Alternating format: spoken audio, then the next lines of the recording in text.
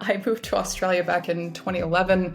I actually came over via Deloitte, so I'd been with Deloitte in the US. And then I started my tech time. So I entered into Salesforce. I was at Salesforce for about 5 years.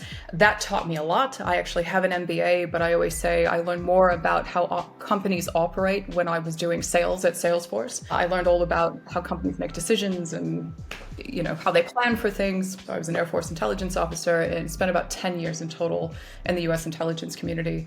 And I often start with that mainly because I'm a firm believer in what we start in and what we kind of do in our 20s does actually build the strong foundation of who we become. There's a lot of things that happen during that time period.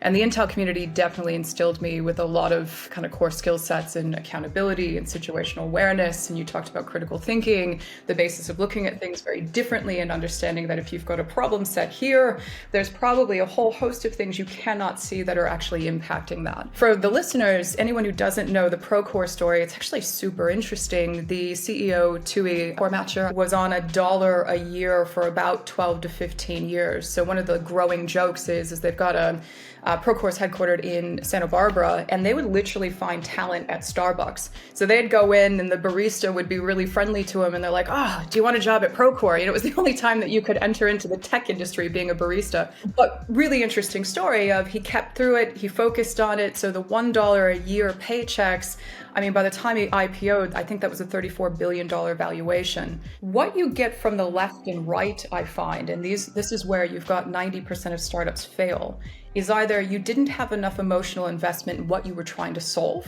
and therefore you just kind of fall flat, where the interest was more, I want to do a startup and be acquired and kind of isn't this great. You can't show 1 million subscribers in a short period of time. There's no million subscribers, no, there isn't.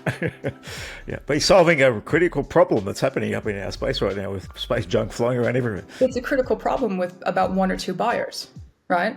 If I'm Optus and I put a satellite up into space, and this is where getting back to understanding your market is actually really important, not from a TAM perspective, but from an obtainable market perspective. And I'll talk about the difference in a second. Your obtainable market is actually where the rubber meets the road. So it goes, okay, of my obtainable market, here are my class of buyers. Here are my customer types or segments, for lack of a better word.